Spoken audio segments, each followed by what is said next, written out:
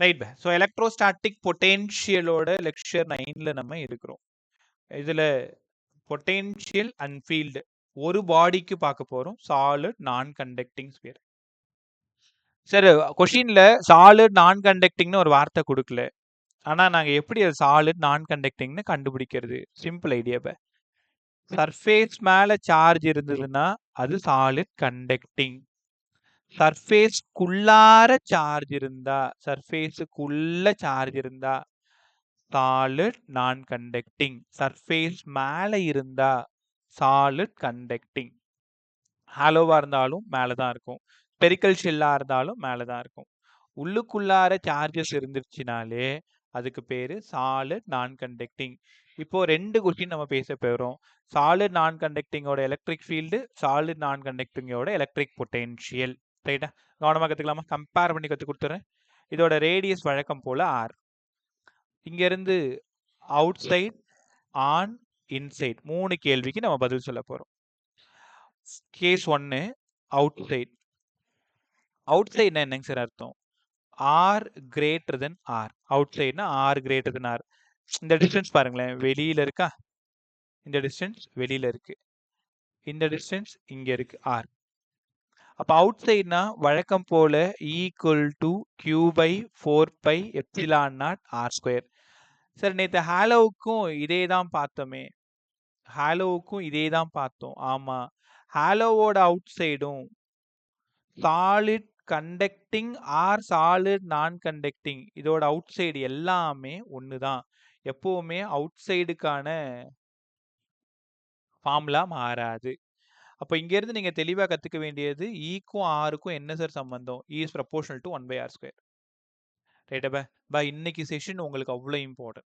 ஒருவேளை எங்கேயாவது புரியலன்னா என்னை போட்டு எவ்வளோ வேணாலும் நீ டார்ச்சர் பண்ணலாம், எத்தனை டைம் வேணாலும் கேட்டுக்கலாம். பட் இன்னைக்கு அவ்வளோ important both NEET and JEE 2 பேருக்கும். ரைட்டா? நேத்தோட அந்த ஸ்கூல் போர்ட் டாபிக்லாம் முடிஞ்சுது. இது நீங்கள் ஷியராக கற்றுக்க வேண்டிய டாபிக். கொஞ்சம் கிரிட்டிக்கலாக இருக்கும். தென் ஏமாற்றி சம் கேட்குற இடம் இங்கே இருக்குது. அவன் என்னதான் ஏமாத்தினாலும் நம்ம ஏமாறாமல் அந்த செம்ம ஜாலியாக அட்டன் பண்ணலாமா? ஓகே, அவுட் சைட் கற்றுக்கிட்டீங்களா? பை r², மறந்துடாத பை r². ஃபீல்டுனா பை r². அடுத்தது r equal to r. Sir r equal to rனா நீங்கள் ஆன் த சர்ஃபேஸ் கேட்குறீங்க. ஆன் த சர்ஃபேஸ் இங்கே பாருங்களேன், இது ஸ்பியர். இந்த இடம் ஸ்பியரோட ரேடியஸ் r.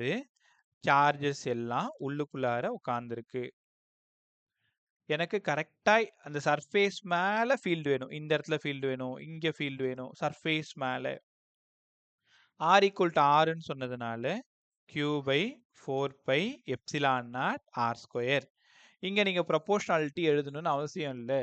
q/4πε0r². ஏன்னா ஆர் ஈக்குவல் டு ஆர்ன்னு தெரிஞ்சிருச்சு. ரைட்டா? இந்த டாபிக் அது மாதிரி டெரிவேஷன் எதுவுமே தேவையில்லை. என்ன காரணம் அப்படின்னா நம்ம ஸ்கூல் போர்டில் போய் டெரிவேஷன் போட போகிறது கிடையாது. ஸ்கூல் போர்டில் இது ரிலேட்டடாக சம் கேட்க போகிறது கிடையாது. வெறும் காம்படிட்டிவ் போர்டுக்கு மட்டும்தான். அதனால ஆனுக்கு என்ன ஃபார்முலா, அவுட் சைடு என்ன ஃபார்முலா, இன்சைடு என்ன ஃபார்முலா, அது கற்றுக்கிட்டா போதும். R less than R. Sir R less than ஆர்னா இன்சைடுங்களா? ஆமாம், இன்சைடு. இப்போ இந்த ரேடியஸ் ஆர்னு எடுத்துக்கோங்களேன். இந்த இடம் இதான் இன்சைடு. சார்ஜஸ் உள்ள இருக்கிறதுனால கண்டிப்பா உள்ளுக்குள்ளார எலக்ட்ரிக் ஃபீல்டு இருக்கும். நேத்து ஞாபகம் இருக்கா உங்களுக்கு? ஹாலோவுக்கு என்ன ஃபார்முலா சொன்னேன்? இன்சைட்ல 0ன்னு சொன்னேன். ஹாலோவுக்கு இன்சைட்ல 0. இப்போ அது டெரிவேஷன் போகிறது ஒரு பெரிய விஷயம் இல்லை. பட் தேவையில்லைன்றதுனால தான் நான் நீங்களே ஸ்கிப் பண்ணிருங்கன்னு அதை சொல்கிறேன். ஃபார்முலா மட்டும் எப்படி படிக்கணும்? இங்கே பாருங்க, ஈக்குவல் டு கியூ ஆறு பக்கத்தில் இருக்கணும். QR by 4πε0 capital R3.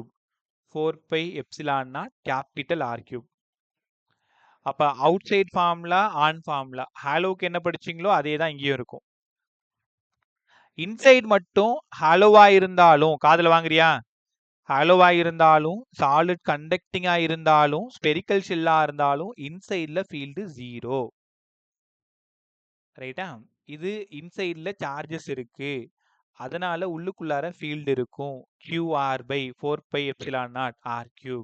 அப்ப இங்க ஈக்கும் ஆருக்கும் டைரக்ட்லி ப்ரொபோர்ஷனல். அவுட் சைடில் ஈக்கும் ஆருக்கும் inversely proportional square. Is proportional to 1/r². நல்லா கற்றுக்கிட்டீங்களா? அப்படியே 3 ஃபார்முலா யோசிச்சு பாரு. நீங்களே யோசிங்க. Outside, on, inside. Outside, on, inside. இப்போ பிரித்திகா நேமில் இருக்கிற ஸ்டூடெண்ட் சார் மோனிகா சார். மோனிகாமா. ஓகேம்மா. ரைட் பா. இன்னைக்கு 2, 3 பசங்க வரல. சரிப்பா, எல்லாம் எக்ஸாம்ல இருக்காங்கன்னு வச்சுக்கோங்களேன். சென்னை பசங்க எல்லாம் எக்ஸாம்ல இருக்கீங்களாம்மா? ஆமா சார், எக்ஸாம் போயிட்டு இருக்கு. சரிப்பா. ஓகே. இப்ப பண்ணிக்கலாமா? E equal to Q by 4 pi epsilon naught R square, capital R square. இங்க இன்சைடு பார்த்தீங்கன்னா QR by 4 pi epsilon naught R cube. எப்பவுமே நீங்க என்ன பண்ணணும்? கிராஃப் போறத ரொம்ப நல்லா கத்துக்கணும். இப்ப முதல்ல out side R greater than R அப்ப என்ன ரிலேஷன் சொல்லி கொடுத்தேன்? proportional to 1 by R square. R less than R அப்ப என்ன சொல்லி கொடுத்தேன்? E is proportional to R. எப்பயுமே ஆன் தேவையே படாதுன்னு வச்சுக்கோங்களேன். இங்க பாருங்க, இங்க பாருங்க, இங்க பாருங்க. Rக்கும் Eக்கும் கிராஃப் டிரா பண்றோம். எப்பவுமே கிராஃபோட இந்த இடம் இருக்கு பாத்தீங்களா, அந்த இடம் ஆரும் ஜீரோன்னு அர்த்தம், ஈயும் ஜீரோன்னு அர்த்தம். ஏன்னா அதான் origin.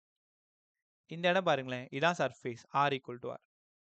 சர்ஃபேஸ்னா R equal to R, கரெக்டா அந்த இடம் சர்ஃபேஸ். சர்ஃபேஸ்னா எந்த இடம்? இந்த இடம் மேல, இந்த இடம். மீதி எல்லாம் உள்ளுக்குள்ளார. இந்த இடம் ஆர் ஜீரோ. அப்ப இது ஒருவேளை 10 சென்டிமீட்டர்னா இது 1, 2, 3, 4, 10 வரைக்கும் வரும். அப்ப ஆர் ஈக்குவல் டு ஆர் வரைக்கும் கிராஃப் பிகம் ஸ்ட்ரெயிட் லைன். எப்படி சொல்றேன்? Inside directly proportional to R.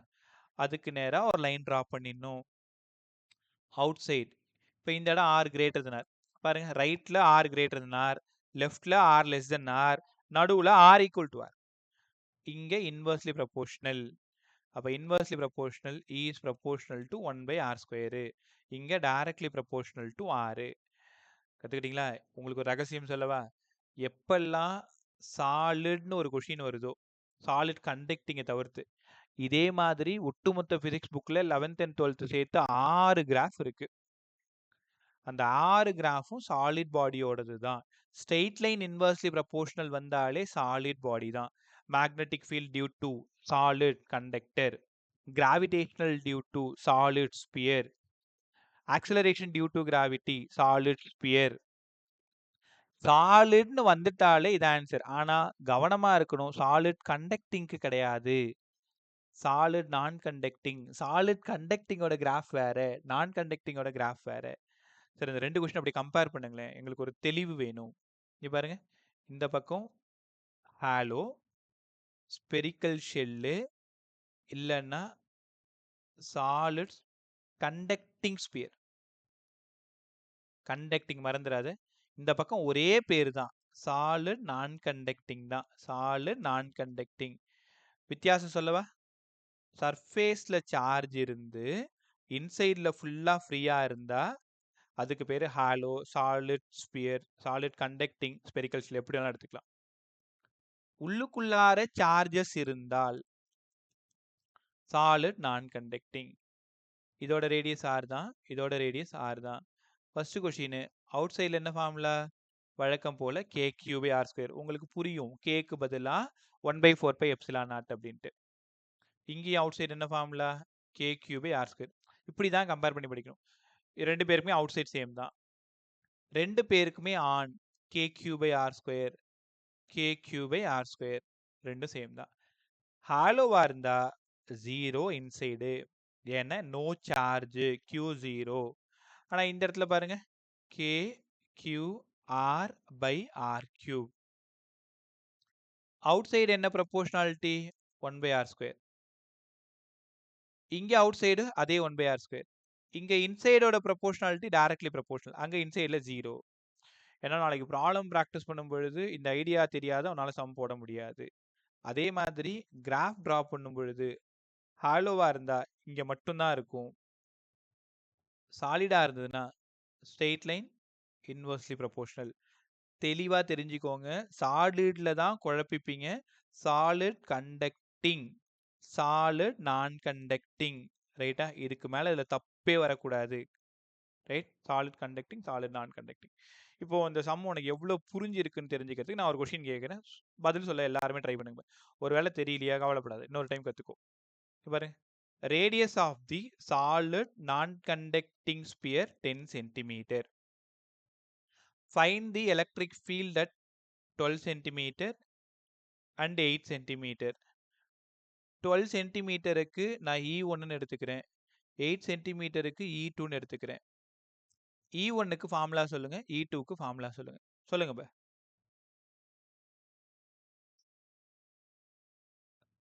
Even formula KQ by 144. KQ by R square, KQ by 144. KQ by small r square. ஏன்னா அவுட் சைட் எப்படி அவுட் சைட் சொன்னேன் 10 R square. அதனால KQ by 144. இப்போ அவங்க K தெரியும் உனக்கு 9 into 10 power 9. Q கொடுத்துருவாங்க by 144. Solve பண்ணால் இது ஒரு ஆன்சராக இருப்பது. 8 centimetre formula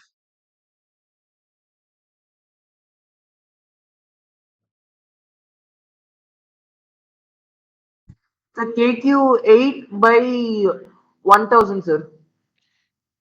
KQR by R cube ரொம்ப சூப்பராக சப்ஸ்டியூட் பண்ணேன். KQ Rக்கு பதிலாக 8, R கியூபுக்கு பதிலாக 10 கியூபு. இப்போ உங்களால் உணர முடியுதா? நீங்கள் அந்த இன்சைட் போடும்பொழுது மட்டும் உங்களுக்கு கேபிட்டல் ஆர் தேவைப்படுது. எனக்கு தெரிஞ்சு நான் பார்த்த ஜெய் சம் நீட் சம்லலாம் இதில் ரேஷியோ தான் கேட்குறாங்க. கரெக்டா? அவுட் சைடு இன்சைடு கேட்கலாம், இன்சைடு அவுட் சைடு கேட்கலாம். நீ பயப்படாது, அவங்க என்ன கேட்குறாங்களோ அவுட் சைடு இன்சைடு கேட்டாங்களா, அவுட் சைடு முதல்ல கண்டுபிடிச்சி தனியாக வச்சுக்கோ, இன்சைடு கண்டுபிடிச்சி தனியாக வச்சுக்கோ, ரெண்டுத்துக்கு ரேஷியோ போடு. இல்லை இன்சைடு அவுட் சைடு கேட்குறாங்களா, அதே மாதிரி என்ன பண்ணுறீங்க, தனித்தனியாக கண்டுபிடிச்சி தனித்தனியாக சால்வ் பண்ணிக்கங்க. கற்றுக்க முடியுதா? இப்போ inside formula, outside formula. இப்போ இதே கொஷின் நான் சாலிட் கண்டக்டிங்னு கேட்டால் ஈட்டோட வேல்யூ என்ன? 0, sir. 0. ஏன்னா அது ஹாலோ இன்சைட். ரைட்டா? பெரிய ஹோப் இருக்குது நீங்கள் தப்பு பண்ண மாட்டீங்கன்ட்டு. ஏன்னா இது ரிப்பீட்டர்ஸ் வழக்கம் போல் எப்போ பார்த்தாலும் இப்படி தான் நல்லா சொல்லி தருவேன். 6 மாதத்துக்கு அப்புறம் மறந்துடுவான், போகிறப்ப ஞாபகப்படுத்திட்டு போவான், அங்கே போய் திரும்ப தப்பு பண்ணிட்டு வருவான். ரைட்டா? தவிர்க்க முடியாத டாபிக் நீட் அண்ட் ஜேஇ. 2 பேருக்குமே இந்த சாலிட் நான் கண்டக்டிங் ரொம்ப ரொம்ப இம்பார்ட்டன்ட்.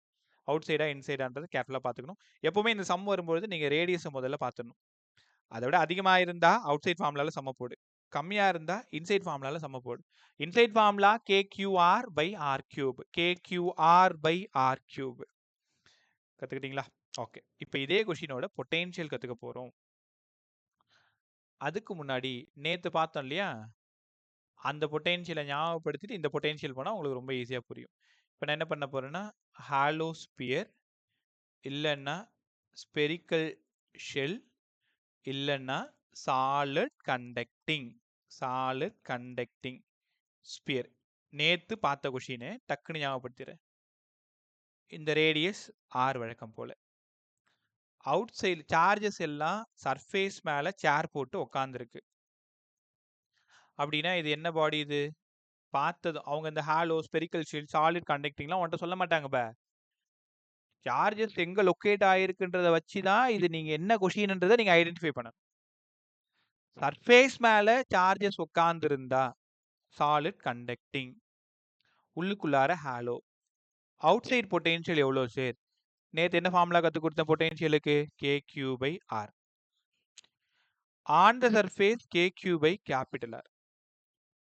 இன்சைட் நேற்று ரொம்ப நேரம் இந்த இன்சைடில் இருந்தோம். நிறைய பேர் நீங்கள் 0ன்னு சொன்னீங்க. காரணம் ஃபீல்டு 0 சார், ஃபீல்டு 0, அதனால் பொட்டென்ஷியல் 0ன்னு யோசிச்சிங்க. அதுதான் தப்புன்னு சொல்லிட்டு டிவிக்கு பதிலாக மைனஸ் இ டாட் டிஎக்ஸ் போட்டு இக்கு பதிலாக மைனஸ் ஆஃப் டிவி பை டிஎக்ஸ்னு எழுதி இ 0வாக இருந்தால் பொட்டென்ஷியல் கான்ஸ்டன்ட்னு சொல்லி அந்த பொட்டென்ஷியல் கான்ஸ்டன்ட் தான் இந்த இடத்துல KQ by capital Rன்னு இருக்கும். இப்போ என்ன கற்றுக்கிற? Outside KQ by R, on the surface KQ by capital R, inside KQ by capital R. நல்லா கற்றுக்கிட்டீங்களா? ஓகே. இதுக்கான கிராஃப் சொல்லி கொடுத்தேன், ஞாபகம் இருக்கா உனக்கு? கிராஃபில் ஆருக்கும் பொட்டென்ஷியலுக்கும் கிராஃப் ட்ரா பண்ணுறோம். எப்போவுமே ஒரு விஷயம் எழுதுங்க, இது R = 0, இங்கே R = R, இந்த பக்கம்லாம் R greater than R. R = 0 அப்பவும் பொட்டென்ஷியல் கான்ஸ்டன்ட் தான், R = R அப்பவும் பொட்டென்ஷியல் கான்ஸ்டன்ட் தான். அப்போ என்ன பண்ணுறேன், இதை மட்டும் ஒரு ஸ்கொயர் பாக்ஸ் மாதிரி போட்டுக்கிட்டு அதுக்கப்புறம் inversely proportional V is proportional to 1/R, இங்கே V கான்ஸ்டன்ட். இந்த லைன் ரொம்ப இம்பார்ட்டன்ட். அந்த லைன் போடலன்னா அது ஃபீல்டு கிராஃபாக மாறிடும். எங்கே லைன் போடணுமோ அங்கே லைன் போடணும், எங்கே லைன் போடக்கூடாதோ அங்கே போடக்கூடாது. ஃபீல்டு கிராஃபில் போடக்கூடாது, பொட்டென்ஷியல் கிராஃபில் போடணும். இப்போ நேற்று சொல்லும் பொழுது radius of sphere is 10 centimetre. 12th சென்டிமீட்டரில் பொட்டென்ஷியல் எவ்வளோடா சார்? KQ by 12. 8 சென்டிமீட்டரில் பொட்டென்ஷியல் எவ்வளோபா? 8ங்களா சார்? இன்சைடு KQ by தெரியாமல் நான் 8ன்னு போட்டால் இது தப்பு. KQ by சர்ஃபேஸ் 10ன்னு தான் எழுதணும். உன்னை ஏமாத்துறதுக்கு 8, 6ன்னு குடுப்பாங்க. நீ அந்த அவசரத்திலயும், பதட்டத்திலயும் என்ன பண்ருவ? அந்த நம்பரே வச்சு சால்வ் பண்ணிருவ. ஏன்னா, இங்க என்ன பண்ற? KQ/12ன்னு வச்சிருக்க இல்லையா? அங்க போயிட்டு KQ/8, KQ/6ன்னு வச்சுட்டா வம்பா போயிடும். நான் இப்பவும் உன்ன அவேர் பண்றது, ஸ்பியர் கொஸ்டின் வந்துட்டா, உன்னோட மூளை எத தேடணும்னா, ரேடியஸ தேடணும். அதிகமா இருந்தா அவுட் சைடு, கம்மியா இருந்தா இன்சைடு. ரைட்டா? அதே மாதிரி பொட்டென்ஷியல பொறுத்தவரைக்கும் ரொம்ப கவனமா இருக்கணும். இன்சைடுன்னு ஒரு விஷயமே கிடையாது. எங்க தான் உள்ளுக்குள்ள கேட்டாலும் சர்ஃபேஸ் வேல்யூ தான் நீங்க எடுத்துக்கணும். 10ன்னா 10 தான் எடுத்துக்கணும். இது நம்ம நேத்து பார்த்த கேள்வி. ரைட்டா? இப்ப இதே கொஸ்டின சாலிட் நான் கண்டக்டிங்க்கு கத்துக்க போறோம். ரைட்டா? பை எனக்கு பதில் சொல்லுங்க இப்ப. உங்கள்ட்ட பேசிட்டு நான் போயிடுறேன். இப்ப 3 கொஸ்டின் சொல்லிக் குடுத்தேன் இல்லையா? 3 கொஸ்டின்னா எது? ஃபீல்டோட solid conducting, ஃபீல்டோட solid non conducting, பொட்டென்ஷியலோட solid conducting பேசணும். இன்னும் நான் கண்டக்டிங் வெயிட்ல இருக்கு. இந்த 3 கொஸ்டின் யாருக்காவது எங்கேயாவது திரும்ப சொல்லணுமா? எனக்கு எல்லாம் கிளியர்னா சைலண்டா இருந்துரு. இல்ல சார் எனக்கு இது வேணும் அப்படின்னா வாய திறந்து என்கிட்ட கேளு. ஃப்ரம் அனீஸ்ல இருந்து விஷுதா வரைக்கும். இந்த 3 கொஸ்டின்ல ஏதாவது நான் திரும்ப உங்களுக்கு எக்ஸ்பிளைன் பண்ணணுமா?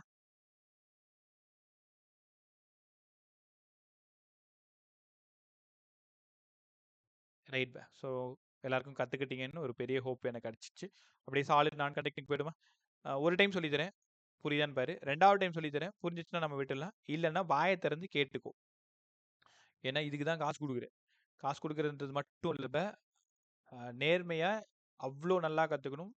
இதுக்கப்புறம் இத வருஷம் ஃபுல்லா எப்ப திருப்பி பார்க்கணும்னா, ஜஸ்ட் ஒரு டைம் அப்படியே இந்த ஃபிளாஷ் கார்டு மாரி தான் கிராஸ் பண்ணணுமே தவிர, இத உட்கார்ந்து திரும்ப திரும்ப திரும்பலாம் படிச்சுட்டு உட்காந்துருக்கணும். நமக்கு அதெல்லாம் நேரம் கிடையாது. ஜாலியா படிக்கணும். ஒரே டைம் தான் படிக்கணும். பெர்மனன்ட்டா என்ன பண்ணிடணும்? ஆயுளுக்கும் மறக்காத அளவுக்கு உன் மூளையில இந்த கொஸ்டின் எழுதி வச்சுக்கணும். அதுக்கப்புறம் மறக்குது மறக்கல. எக்ஸாம் வரைக்குமாவது அட்லீஸ்ட். ரைட்டா? கேர்ஃபுல்லா கத்துக்கிறீங்களா? Solid non conducting. Solid non conducting. இப்போ கொஸ்டின் உங்க கொஸ்டின் பேப்பர்ல 5 மார்க் இது 5 மார்க்லாம் கேட்க மாட்டாங்க இல்லையா? Potential due to solid non-conducting sphere non-conducting potential due to solid non-conducting சரி ஒருவேளை அங்க நான் கண்டக்டிங்னு கொடுக்கலன்னா அதை நாங்க எப்படி ஐடென்டிஃபை பண்றது? Radius of sphere R. Charges எல்லாம் வீட்டுக்குள்ளார உட்கார்ந்துருக்கும், உள்ளார இருக்கும், இன்சைட்ல இருக்கும். வழக்கம் போல 3 case. R greater than R. R greater than R அப்படின்னா அவுட் சைடு, அவுட் சைடு இல்லையா? பாருங்க இந்த இடத்துல கேட்குறாங்க.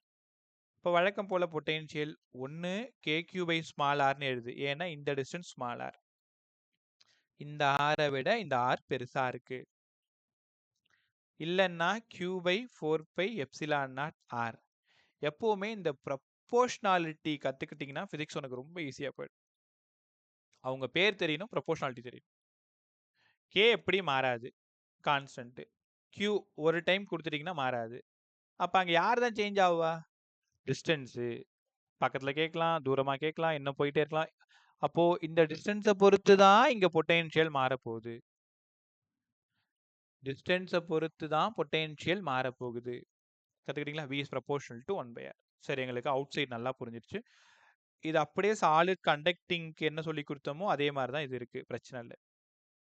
On the surface. On the surface R equal to R.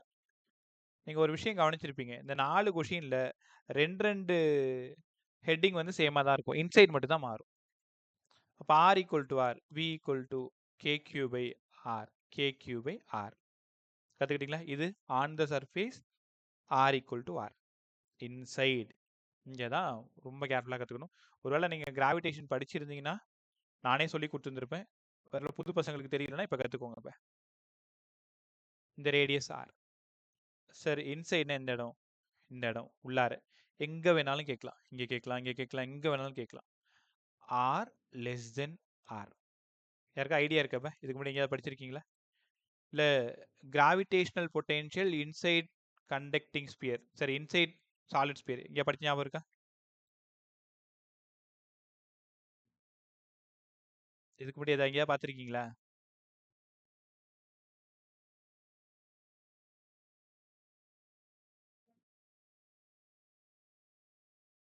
ஞாபகம் இல்லையா?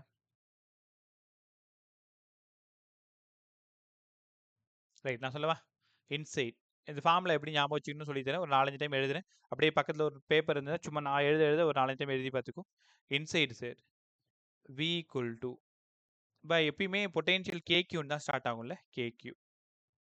இங்க 3 capital R square minus small r square by 2 capital R cube. நீங்க இந்த ஃபார்முலாவை பார்த்துருக்கீங்க. எங்க பார்த்துருக்கீங்க நான் சொல்லவா? கிராவிடேஷன்ல சாலிட் ஸ்பியர்ல இன்சைட்ல பொட்டென்ஷியல். இந்த ஊர்ல Kன்னா கிராவிடேஷன்ல G, இந்த ஊர்ல Qன்னா கிராவிடேஷன்ல M. மீதி எதுவும் மாறாது. 3r square minus r square by 2r cube. செகண்ட்ல இருக்கிற ஈக்குவேஷன் கிராவிடேஷனல் பொட்டென்ஷியல். ஃபர்ஸ்ட்ல இருக்கிற ஈக்குவேஷன் எலக்ட்ரிக் பொட்டென்ஷியல். என்ன பாடி? இங்க எலக்ட்ரோஸ்டாட்டிக்கா இருந்தா சாலிட் நான் கண்டக்டிங், கிராவிடேஷனா இருந்தா சாலிட் மட்டும் சொன்னா போதும். அங்க கண்டக்டிங் நான் கண்டக்டிங்லாம் கிடையாது. அங்க சாலிட் கண்டக்டிங் கண்டக்டிங் அங்க தேவையில்லை. இங்க தான் கண்டக்டிங் நான் கண்டக்டிங் தேவை. கிராவிடேஷனை பொறுத்த வரைக்கும் ஹாலோ பாடியா சாலிட் பாடியா அவ்வளவுதான். இங்க தான் நம்ம ஜாக்கிரதையா இருக்கணும். Solid conducting solid non conducting பிரிச்சு பார்த்து படிக்கணும். ரைட். இதுல நிறைய சுவாரஸ்யமான விஷயம் வரப்போது பாரு. ஒரு 2 3 டைம் பக்கத்துல இருக்கிற பேப்பர்ல எழுதுங்க. V equal to KQ 3r square minus r square by 2r cube. ஒரே நிமிஷம் நீங்க எழுதி பார்த்துட்டே இருக்கும். கரெக்டா ஒரு 10 செகண்ட் தான்.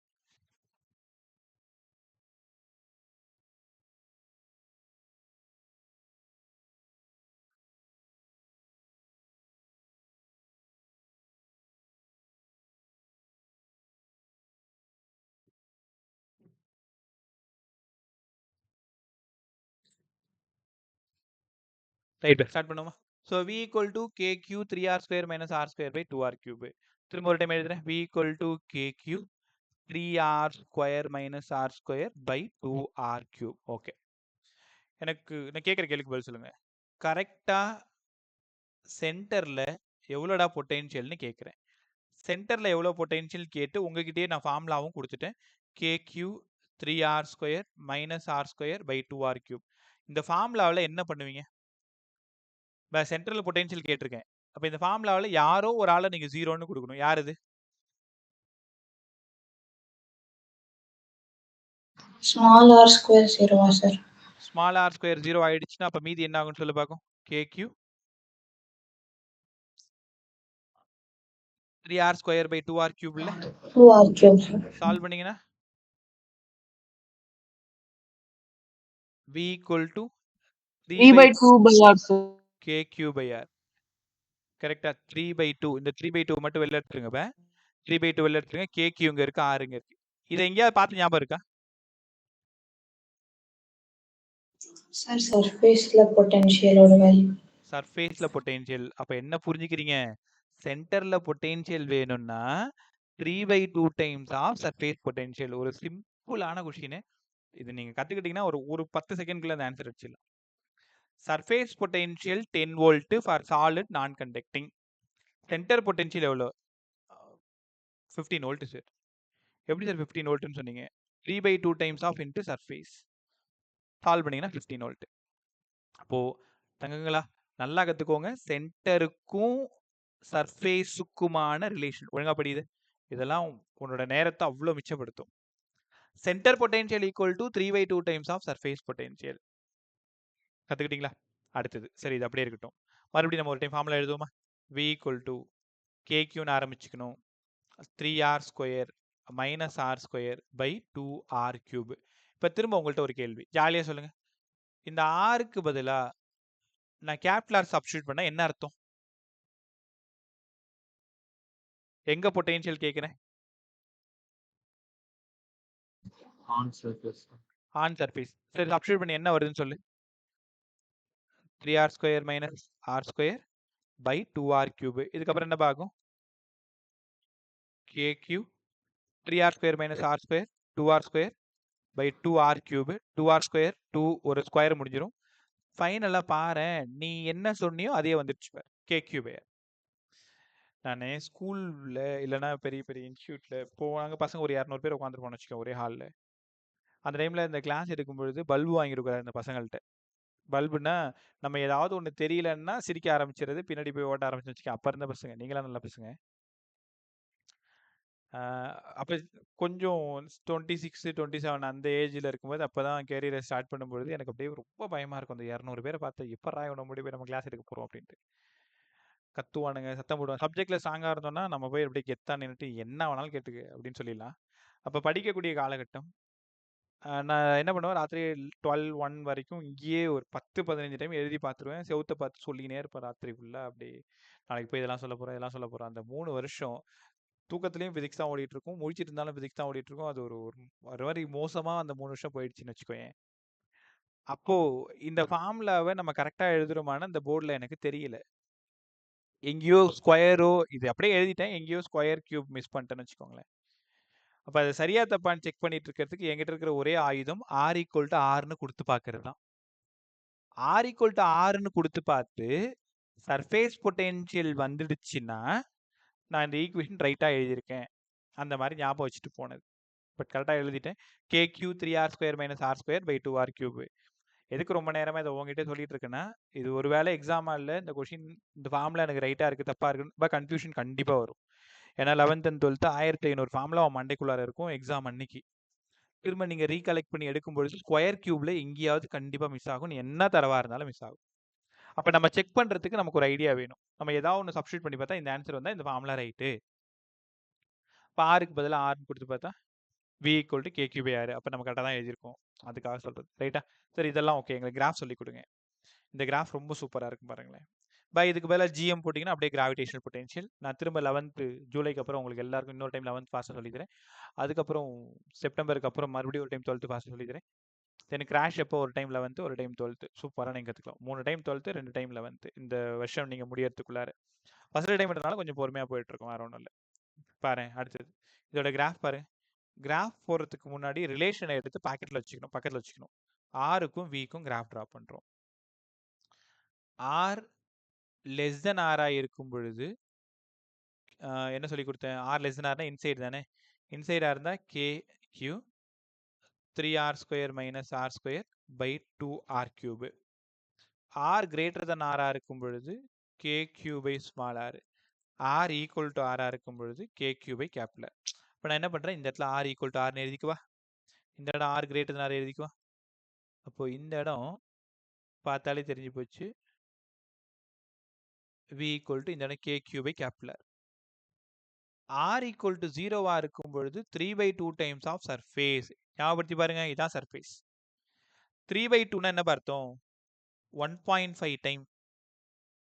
இப்போ சர்ஃபேஸோடது 1ன்னு வச்சுக்கோயேன். அப்போ சென்டர் கரெக்டாக இந்த இடம் தானே சென்டர், இந்த இடம் தான் சென்டர். R = 0.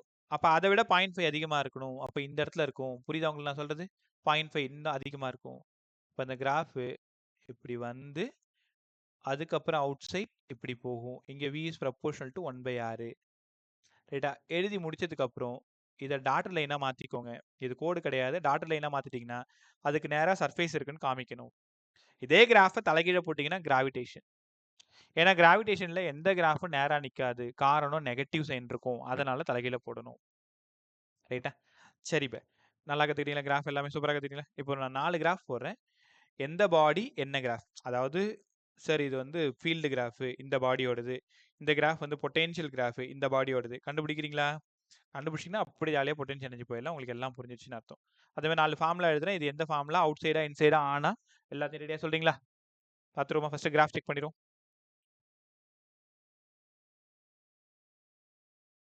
இந்த கிராஃப் யாரோடது, என்ன பாடியோடது?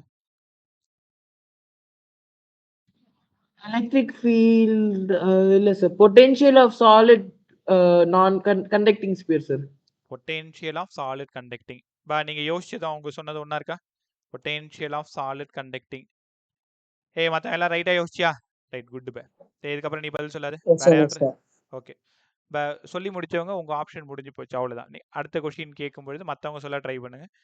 தெரிஞ்சாலும் சொன்னவங்க சைலண்டாக இருங்க. இப்போ இந்த கிராஃப் பாருங்க. இந்த கிராஃப் யாரோடது?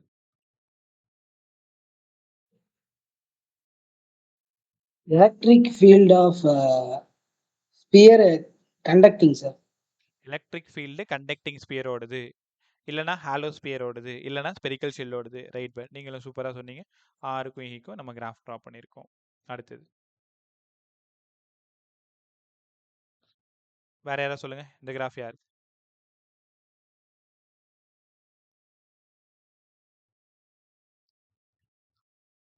ட்ரை பண்ணு. Electric field of non-conducting sphere. Solid non conducting sphere. சூப்பரா சொன்னீங்க பே. Solid. அவ்வளவுதான் பே. E is proportional to R, இங்க proportional to 1 by R square. Right.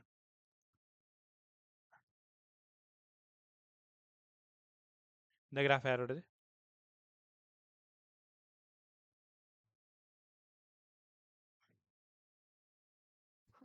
Potential due to solid non-conducting. Electric potential due to solid non conducting sphere. Okay, formula அது graph எல்லாம் சூப்பராக கண்டுபிடிச்சிங்க. அடுத்து நான் ஒரு 4 ஃபார்முலா எழுதுறேன். யாருதுன்னு சொல்லுங்க. நான் வெறும் KQR by R cube எழுதியிருக்கேன்.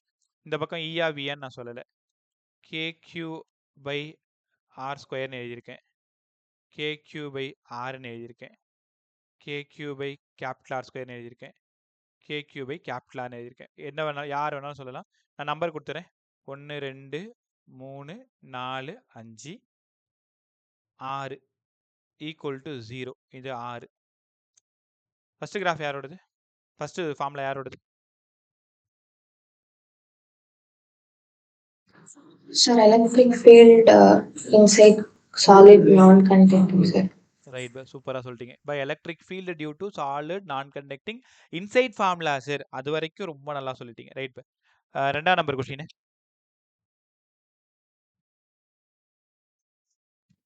Sir, electric field of solid conducting sphere outside the body, sir. நான் கண்டக்டிங்காக இருக்கலாம்ல? Yes, sir. Right bye. அவுட் சைடை பொறுத்த வரைக்கும் கண்டக்டிங் நான் கண்டக்டிங் ஹாலோ ஸ்பெரிக்கல் ஷெல் எல்லாரும் ஒன்று தான். ரைட்டா? தேர்ட் ஃபார்முலா சொல்லுங்க by.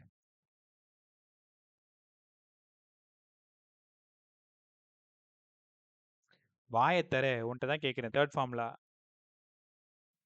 Potential due to halo sphere or solid non-conducting sphere. இல்லைனா solid Outside, conducting outside by. Right. Potential சூப்பராக சொல்லிட்டீங்க. V equal to KQ by R.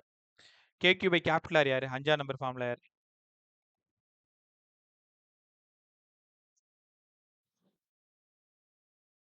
KQ by capital R.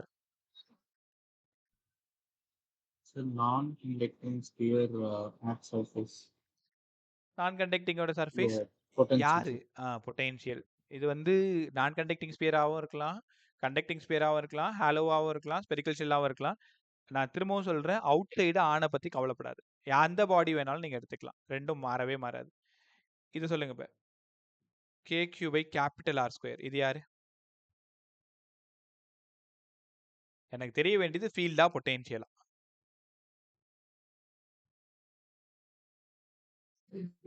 Field, sir. Field எந்த பாடியோடது? Solid conducting and non-conducting on surface. அவ்வளோதான். எந்த பாடியாக வேணாலும் இருக்கலாம். இந்த E equal to 0, sorry V equal to 0, E equal to 0.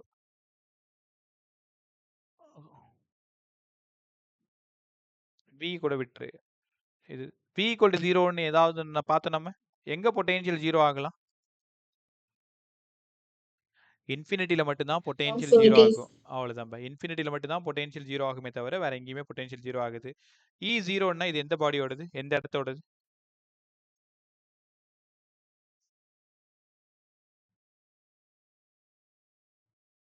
E 0 எந்த பாடியோடது? எந்த இடத்தோடது? Sphere conducting inside, sir. இன்சைடில் யாரு? ஃபீல்டா? Electric field. அவ்வளோதான். ரைட். எனக்கு தெரிஞ்ச இந்த கான்செப்ட் ரொம்ப நல்லா கற்றுக்கிட்டீங்க. நைட்டு உட்காந்து ஒரு டைம் ரிவைஸ் பண்ணி முடிச்சிருங்க. ரைட்டா? அடுத்தது பொட்டென்ஷியல் எனர்ஜி போயிடலாமா? பொட்டென்ஷியல் எனர்ஜி எனக்கு பதில் சொல்லுங்க. ஒரு நிமிஷம். இப்போ இந்த சாலிட் நான் கண்டக்டிங் பேசணும்ல, ஃப்ரம் அனீஸ்ல இருந்து விஸ்ருதா வரைக்கும் டவுட் இருந்ததுன்னா நீ கேட்டுக்கலாம். திரும்ப சொல்லி தரணும்னா எந்த இடம் வேணுன்றதையும் நீ கேட்டுக்கலாம். இல்லை சார் நல்லா கிளியராக புரிஞ்சிருச்சு அப்படின்னா நீங்கள் சைலண்டாக இருந்துடலாம். வாயை திறந்து கேட்டுக்கோ. திரும்ப மற்ற பசங்க மூடி நம்ம கேட்கணும் அப்படிலாம் கிடையாது. நம்ம ஏற்கனவே சொல்லிட்டோம், ஒரே ஃபேமிலி, எல்லாரும் நம்ம ஒன்று தான்ட்டு. தெரியலனா எத்தனை டைம் வேணாலும் நீங்கள் திரும்ப திரும்ப கேட்டுக்கிட்டே இருக்கலாம். பட் என்ன இந்த முடிச்சுட்டு வெளில போகும்போது இன்னைக்கு போகணும், இதெல்லாம் சூப்பராக கற்றுக்கிட்டோம். அந்த ஒரு அவ்வளோ ஹாப்பியோட வெளியில் போகணும். ஓகே, ஸோ யாருமே கேட்கலன்றதுனால எல்லாருக்கும் நல்லா புரிஞ்சிருச்சுன்னு நானே நினச்சிக்கிறேன். அடுத்தது பொட்டென்ஷியல் எனர்ஜி. சூப்பரான topic. Potential energy. Potential energy பேசிடுவோமா? ஓகே. பொட்டென்ஷியல் எனர்ஜி வழக்கம் போல தான் ரொம்ப ஈஸியாக இருக்கும். ஒருவேளை ஒரு டைம் புரியலன்னா கவலைப்படாத, நான் 2வது டைம் கற்றுக் கொடுத்தேன். Potential energy. ஃபிசிக்ஸை பொறுத்த வரைக்கும் எனர்ஜினால என்ன தெரியுமா? The amount of work done. The amount of work done. நீங்கள் வேலை செஞ்சால் அந்த வேலை தான் எனர்ஜியாக ஸ்டோர் ஆகும். ஃபிசிக்ஸில் எனர்ஜியும் ஒர்க்கும் ஒன்று தான் உனக்கு தெரியும். இப்போ நான் இங்கே Q1ன்னு ஒரு சார்ஜ் வச்சுருக்கேன். R டிஸ்டன்ஸில் ஒரு பாயிண்ட் வச்சுருக்கேன் P.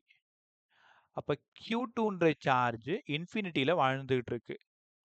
அந்த Q2ன்ற சார்ஜை இந்த பாயிண்ட்ல கொண்டு வந்து வைக்கிறதுக்கு நான் எவ்வளோ ஒர்க் பண்ணுறேனோ அதுதான் பொட்டென்ஷியல் எனர்ஜி. சரி, இன்னும் கொஞ்சம் நல்லா சொல்லுங்களேன். எல்லாம் காதில் வாங்குறியா? உங்களோட ஸ்கூல் போர்டில் தவிர்க்க முடியாத ஒரு 3 மார்க் கொஷின். நீங்கள் எழுதும்போது எப்படி ஸ்டார்ட் பண்ணணும்? The amount of work done to bring a charge from infinity to that point. இது ஒரு statement. The amount of work done to bring a charge from infinity to that point. இது case ஒன்னா? Okay. Second எப்படி சொல்றாங்க தெரியுமா? இங்க 2 point வச்சுட்டாங்க. இங்க ஒரு பாயிண்ட் வச்சுட்டாங்க, இங்க ஒரு பாயிண்ட் வச்சுட்டாங்க. Q1 ஒரு இன்ஃபினிட்டில இருக்கு, Q2 ஒரு இன்ஃபினிட்டில இருக்கு. நான் என்ன சொல்ல போறேன்னு இன்னொரு நேரம் நீங்க யோசிச்சிருப்பீங்க. The amount of work done to bring a both charge from infinity to that point. ஒரு சார்ஜை இன்ஃபினிட்டில இருந்து கொண்டு வர்றதுக்கு அல்லது 2 சார்ஜையும் இன்ஃபினிட்டில இருந்து கொண்டு வர்றதுக்கு எவ்வளோ ஒர்க் பண்றனோ அதான் பொட்டென்ஷியல் எனர்ஜி. ஆர் அவங்க என்சிஆர்டியில் இந்த 3 ஸ்டேட்மெண்ட்டும் அப்படியே கொடுத்துருப்பாங்க. To bring a charge from infinity to that point. Or to bring both charges from infinity to that point. Or to assemble the both charges. இந்த 2 சார்ஜையும் லெஃப்ட் ஹேண்ட்ல ஒரு சார்ஜ் வச்சுக்கோ, ரைட் ஹேண்ட்ல ஒரு சார்ஜ் வச்சுக்கோ, ரெண்டுத்தையும் பக்கத்துல கொண்டு வா. To assemble the both charges. The amount of work done to assemble the both charges. இதுக்கு பேரு பொட்டென்ஷியல் எனர்ஜி. சரி, எங்களுக்கு தெளிவா புரிஞ்சிருச்சு. பொட்டென்ஷியல் எனர்ஜினா எப்படி எழுதணும்னா, நான் சொல்றது கேக்குறீங்களா? the amount of work done to bring a charge from infinity to that point, a charge. Or to bring both charges from infinity to that point. Or to bring the or to assemble the charges is known as potential energy. சொல்லிட்டோமா? ஒரு சார்ஜை கொண்டு வந்தாலும் potential energy தான். 2 சார்ஜை இன்ஃபினிட்டில இருந்து கொண்டு வந்தாலும் potential energy தான். 2 சார்ஜை பக்கத்துல நகர்த்துறதும் பொட்டென்ஷியல் எனர்ஜி தான். Amount of work done start பண்ணுங்க. The amount of work done to bring a charge from infinity to that point. Or the amount of work done to bring both charges from infinity to that point. Or the amount of work done to assemble the charges known as potential energy. கத்துக்கிட்டீங்களா? சரி, derivation சொல்லி கொடுங்களேன். சூப்பரா இருக்கும் பாருங்களேன். நாளைக்கு ஸ்கூலுக்கு போனீங்கன்னா யாராவது பக்கத்தில் இருப்பாங்க. வா, நான் உனக்கு பொட்டென்ஷியல் எனர்ஜி சொல்லி தரேன், நீ மாதிரி சொல்லி கொடுத்தே இருக்கலாம், மறக்கவே மாட்டேங்க.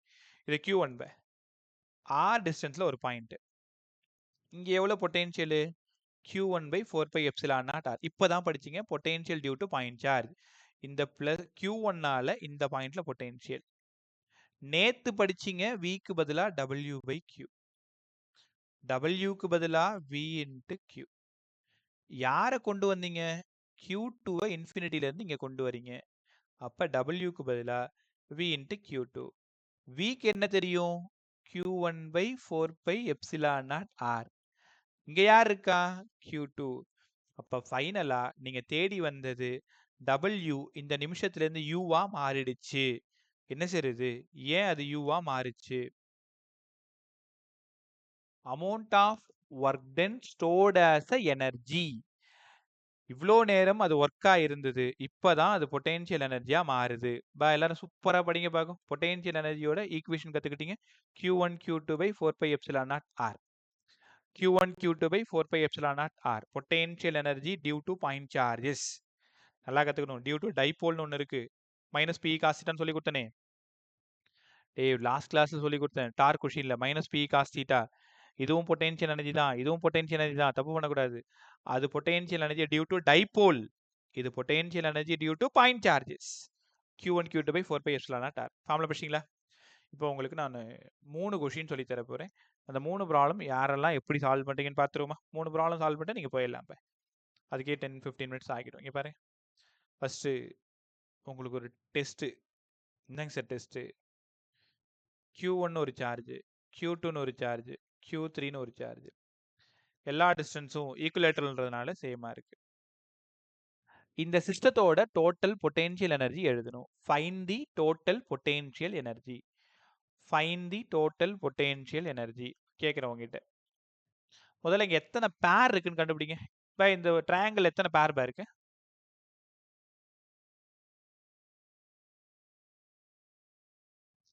சும்மா ஜாலியா சொல்லு, எத்தனை பேர் இருக்கு? 3 pairs, sir. 3 பேர். யார் யார் அப்படின்னா Q1 Q2 ஒரு பேரு, 4 pi epsilon naught R. First பேருக்கு எழுதிட்டீங்களா? ரெண்டாவது பேருக்கு அதே மாதிரி எழுதணும். Q2 Q3 by 4 pi epsilon naught R. மூணாவது பேருக்கு எழுதுங்க.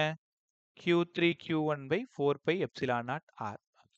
அப்ப பொட்டென்ஷியல் எனர்ஜி சிஸ்டத்துக்கு கேட்டாங்கன்னா நீ முதல்ல கண்டுபிடிக்க வேண்டியது பேர் கண்டுபிடிக்கணும். அந்த பேர் கண்டுபிடிச்சு அவங்க இப்ப இந்த Q1 Q2 by 4 pi epsilon naught ஒரு பேர், Q2 Q3 by 4 pi epsilon naught R ஒரு பேர், Q1 Q3 by 4 pi epsilon naught R ஒரு பேர். இப்போ உங்கள்ட்ட அதே கேள்வி கேட்கிறேன். எல்லா சார்ஜஸும் ஈக்குவல், எல்லா டிஸ்டன்ஸும் ஈக்குவல். அப்ப இது என்னவாயிடும்? 3q square by 4 pi epsilon naught R. உங்களால உணர முடியுதா? ஃபர்ஸ்ட் ஒன் போட்டு பாரு, q square by 4 pi epsilon naught R. Second one q square by 4 pi epsilon naught R. Third one q square by 4 pi epsilon naught R. அப்ப 3q square by 4 pi epsilon naught R. சூப்பரா இல்ல? இப்ப எல்லா சார்ஜஸும் சேமா இருந்தா ஒரு டேர்ம்ல முடிச்சிடலாம். எல்லாம் வேற வேற இருந்தா என்ன பண்ணணும்? தனியா தான் சிஸ்டம் ஆஃப் சார்ஜஸ் எழுதணும். ட்ரையாங்கிள் கத்துக்கிட்டீங்களா? இப்ப இந்த ஸ்கொயர் மட்டும் கரெக்டா சொல்லிட்டீங்கன்னா நீங்க ஜீனியஸ் தான். இங்க பாருங்க,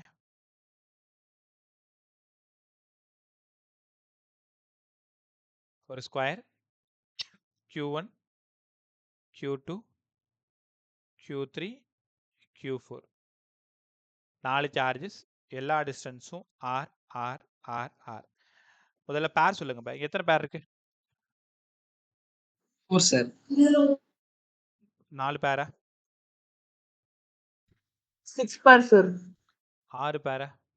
ரைட் பே. இப்ப 4 பேரா 6 பேரான்னு கண்டுபிடிச்சிடணும். இப்ப இங்க நம்ம பசங்கள்ட்டே கன்ஃபியூஷன் இருக்கு. ஒரு பதில் 4ன்னு வந்திருக்கு, ஒரு பதில் 6ன்னு வந்திருக்கு. ரைட்டு தப்பதெல்லாம் அப்புறம். ஆனா பதில் வேற வேற வந்திருக்குல்ல. இப்ப இந்த பேர் கண்டுபிடிக்கணும்னா என்ன idea? மேனுவலா Q1 Q2 Q2 Q3 Q3 Q4 Q4 Q1. அதுக்கப்புறம் இங்க ஒரு பேர் இருக்கிறதையும் இங்க ஒரு பேர் இருக்கிறதையும் மறந்துட்டீங்க. அப்ப மொத்தம் 6 பேரா? சரி, எனக்கு இதெல்லாம் பிடிக்கல. சும்மா இதெல்லாம் போட்டுட்டு இருக்கு. வேற ஏதாவது சிம்பிளா சொல்லுங்களேன். எப்பவுமே பேர் கண்டுபிடிக்கணும்னா இவன் தான் நமக்கு ஹெல்ப் பண்ணுவான். n into n minus 1/2. மொத்தம் எத்தனை பேரு? 4 பேரு. 4 minus 1/2 வந்துச்சா பாருங்க, 6 பேர்ஸ். ஹெக்ஸாகன் சம் கொடுத்தாலும், ஸ்கொயர் கொடுத்தாலும், ட்ரையாங்கிள் கொடுத்தாலும், என்ன ஷேப் கொடுத்தாலும் முதல்ல நீங்க பேர் கண்டுபிடிக்கணும். பேர் கண்டுபிடிக்கிறதுக்கு இந்த ஃபார்முலா உங்களுக்கு ஹெல்ப் பண்ணும். n into n minus 1/2. ரைட்டா? 6 பேர். 6 பேருக்கு ஈக்குவேஷன் எழுதுமா? டோட்டல் பொட்டன்ஷியல் எனர்ஜி நான் எழுதுறேன். Q1 Q2 by 4 pi epsilon naught R. First பேர் எழுதிட்டேனா? Q2 Q3 4 pi epsilon naught R. Q3 Q4 4 pi epsilon naught R. Q4 Q1 4 pi epsilon naught R. Right. எனக்கு தெரிஞ்சு 4 பேரை எழுதிட்டேன். 4 square பேரை எழுதிட்டேன். அடுத்த பேர் யாராவது சொல்லுங்க.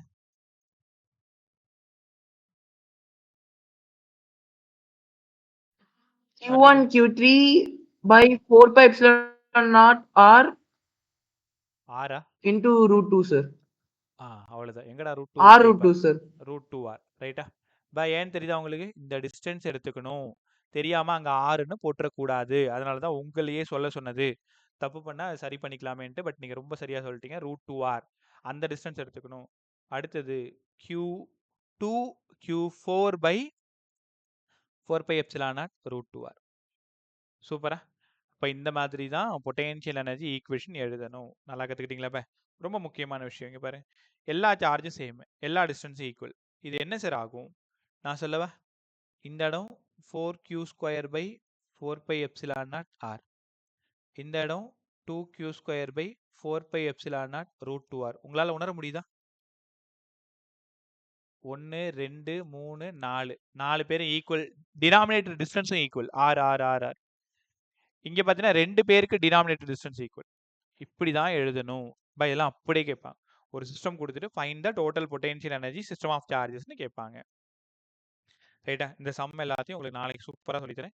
நாளைக்கு நம்ம செய்ய போறது காஸ் லாவோட ப்ராப்ளம், பொட்டன்ஷியலோட ப்ராப்ளம், பொட்டன்ஷியல் எனர்ஜியோட ப்ராப்ளம் கத்துக்க போறோம்.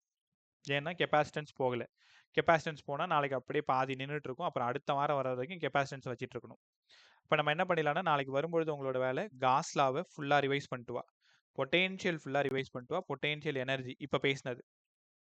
நிறைய சம் வேணாம். 25 சம் பிளான் பண்ணுவோம். எல்லா மாடலும் கவர் ஆகிற மாதிரி பார்த்துப்போம். ஹோம்ஒர்க் சம் தரேன், ட்ரை பண்ணிப்பாரு. தெரியாத சம்முக்கு சொல்யூஷன் வாங்கிக்கோ, இல்லைன்னா என்கிட்ட கேட்டுக்கோ, கற்றுக் கொடுத்துறேன். அப்போ நாளைக்கு உங்களோட வேலை காஸ்லாவோட எல்லா அப்ளிகேஷனும் படிச்சுட்டு வரணும். Infinite long straight wire, charged sheet, parallel sheet,